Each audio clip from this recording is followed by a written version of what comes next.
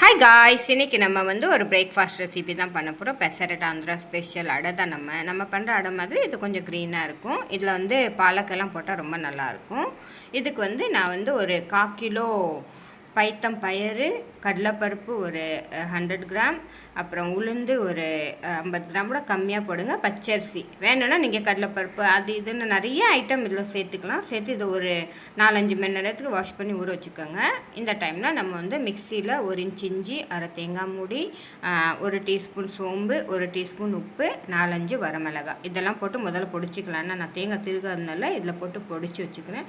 ஏன்னா அரையாது சரியா. அதுக்கப்புறம் இதில் வந்து ஒரு கொத்தமல்லி, 4 பச்சை மிளகாய், அப்புறம் கருவேப்பிலை இதெல்லாம் ஆட் பண்ணிவிட்டு இப்போ நம்ம ஊற வச்ச அந்த பருப்பு இதில் போட்டு இதில் அதே தண்ணி ஊற்றிக்கோங்க.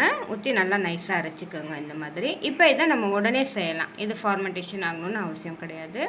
இப்போ வந்து தவாத நல்லா எண்ணெய் இதில் கொஞ்சம் எண்ணெய் விடுங்க. அப்போ தான் டேஸ்ட் நல்லாயிருக்கும். நல்லெண்ணெய் விட்டால் ரொம்ப நல்லாயிருக்கும். நல்லெண்ணெய் இல்லாட்டி நெய் இதெல்லாம் போட்டால் ரொம்ப நல்லாயிருக்கும். இப்போ இதை நல்லா எண்ணெய் கொஞ்சம் ஜாஸ்தியாகவே விடணும். அப்போ தான் டேஸ்ட் நல்லாயிருக்கும். அடைக்கி நல்லா கிறிஸ்பியாக வேணும்னா எண்ணெய் விடலாம். இல்லாட்டி கொஞ்சம் அப்படி தடியான தோசைன்னா பரவாயில்ல, எண்ணெய் கம்மியாக விடலாம்.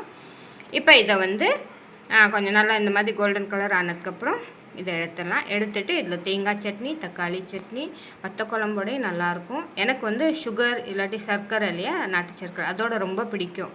இனிப்பு வச்சு சாப்பிட தான் பிடிக்கும். நான் வந்து கட்டி மீட்டி சட்னி கொஞ்சம் நாள் முன்னாடி பண்ணியிருந்தேன். அதை வச்சு தான் சாப்பிட்றேன். ரொம்ப நல்லா இருந்தது. நீங்களும் கண்டிப்பாக ட்ரை பண்ணுங்கள்.